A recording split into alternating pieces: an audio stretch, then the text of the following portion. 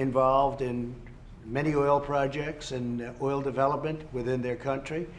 And I think we've had a very, very good relationship since we started. We're down to a very small number of soldiers in Iraq now. We defeated the ISIS caliphate in Iraq and Syria, and that has been defeated very strongly, and it does have a different feeling to it now that you've got it. We had it at 98%, and we said, well, we can leave, and then everybody said, would you bring it to 100%? And we brought it to 100%, but the relationship is very good.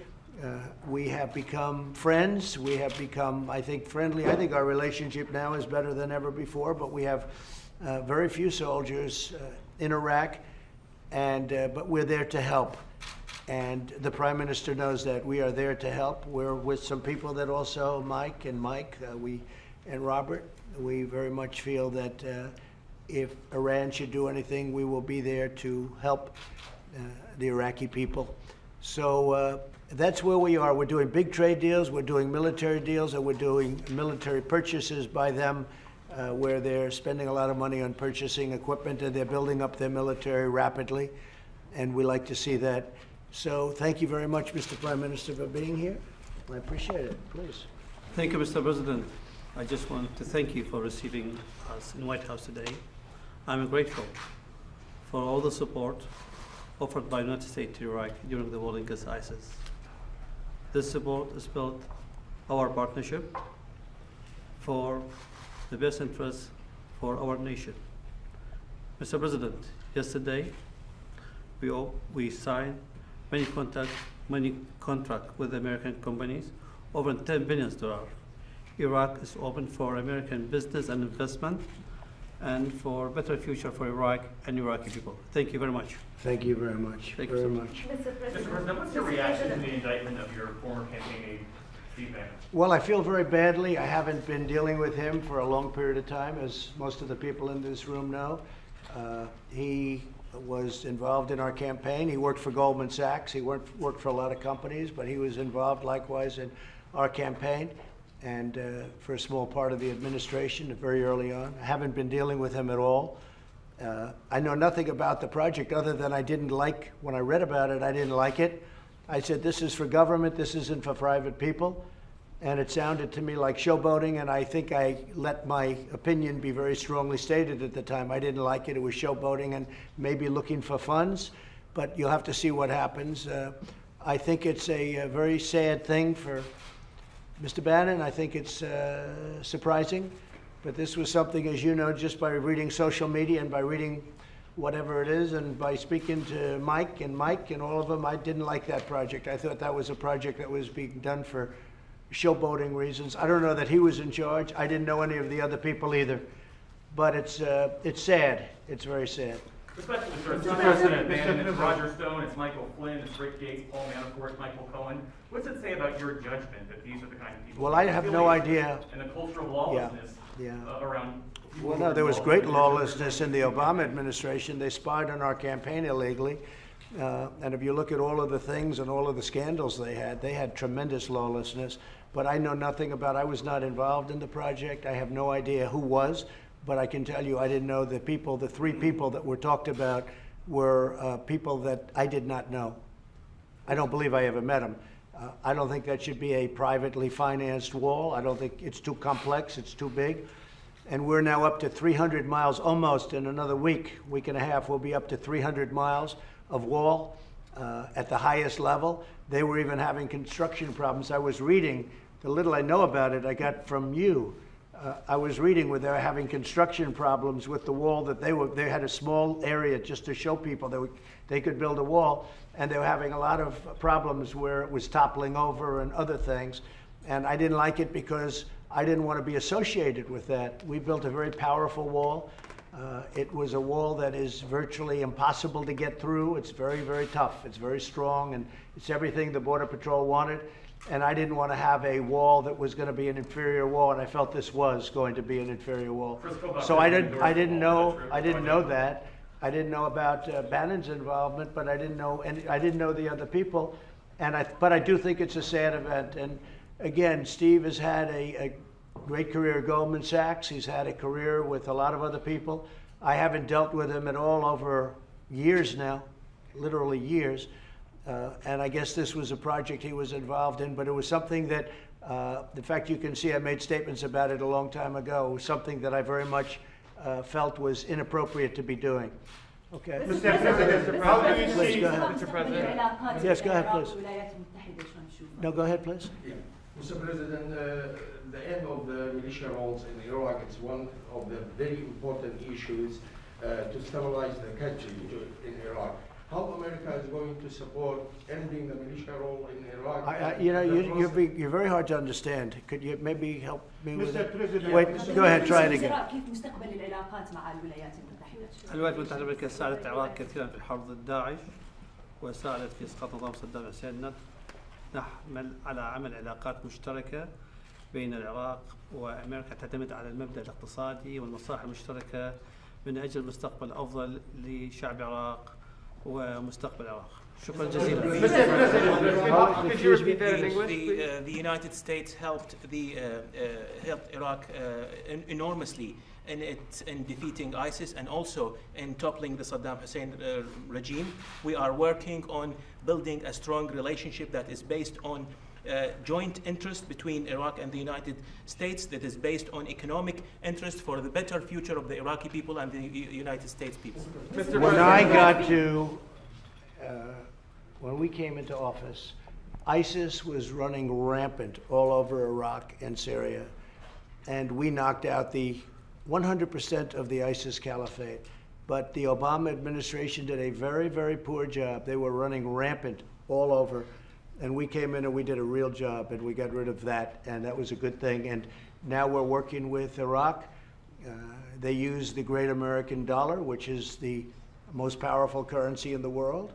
And they're starting to do well.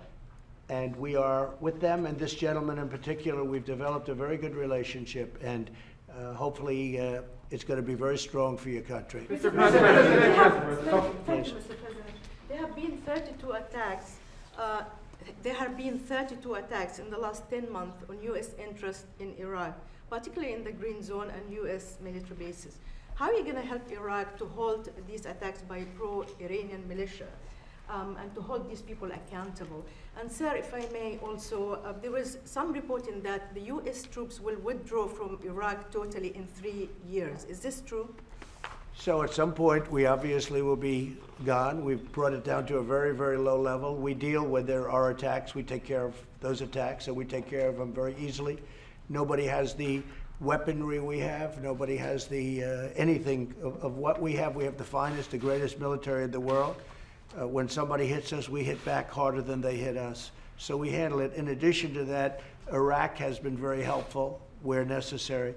But we have been taking our troops out of Iraq fairly rapidly, and we look forward to the day when we don't have to be there, and hopefully Iraq can live their own lives and they can defend themselves, which they've been doing long before we got involved. Yes, please. Mr. President, how do you see the role of the Kurds in Iraq? About the bounties. You say you hit back hard, but we haven't seen any definitive strike back for bounties upon Americans. Well, you don't know about the bounties. I mean, you're telling me if you know something, you could let us know, but you obviously don't know very much about it. But if we found that would be true, if we found that would be a very, it would be a fact, what you just said, we would hit them so hard your head would spin. Go ahead. Mr. President, how do you see the role of the Kurds in Iraq? And how is important relationship between Baghdad and Erbil Well, as the well? Kurds helped us greatly in defeating the, as you know, the ISIS and getting the ISIS, 100% of the ISIS caliphate. So we have a very good relationship with the Kurds, and we've also treated them very well. Mr. President, Yes, please. Yeah. The end of the militia roles in Iraq is very important to stabilize the country. How America can help ending the militia roles, and how can help Iraq in the democracy process? Well, what we're doing is we're helping where we can. But again, that's a country, that's a separate country. They have a prime minister and they have people in office and they have to run their country. We've been in Iraq for a long time. I won't say whether or not I said we should be there, but frankly, I didn't think it was a good idea, but I was a civilian, so who's going to listen to me? But I made my point pretty clear, I guess as clear as a civilian can do it. But we were there and now we're getting out. We'll be leaving shortly, and the relationship is very good. We're making very big oil deals.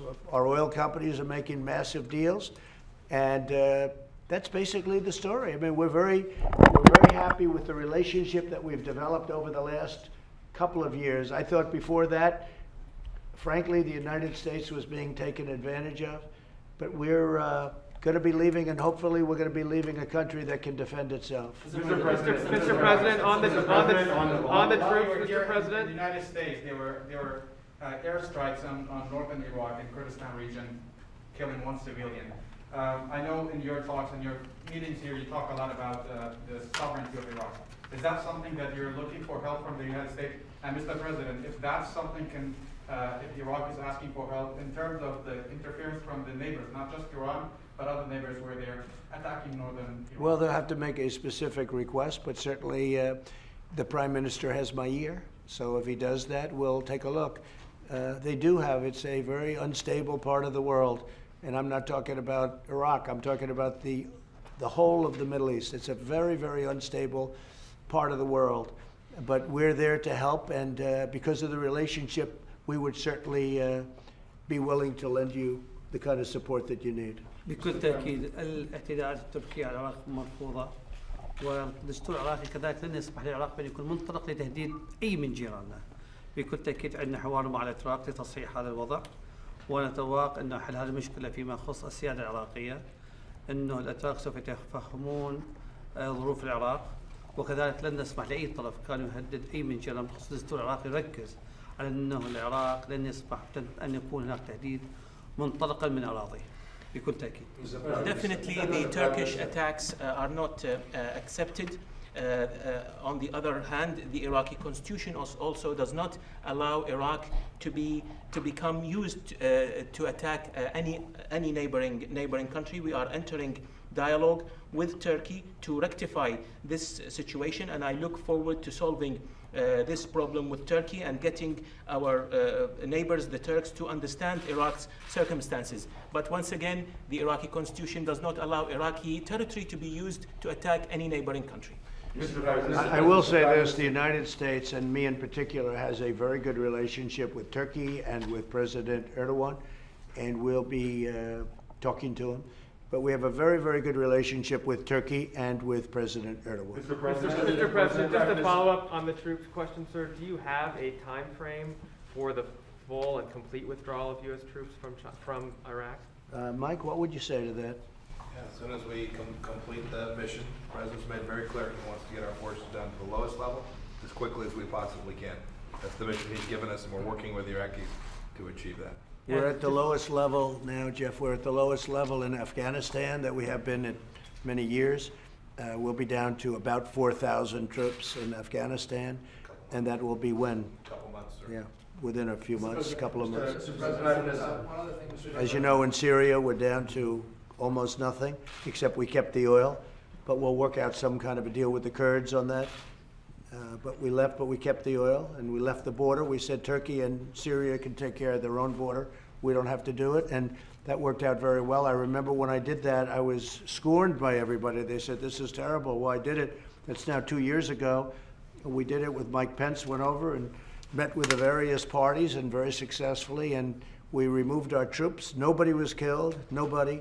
And now they protect their own border like they have been for hundreds of years. And we've left.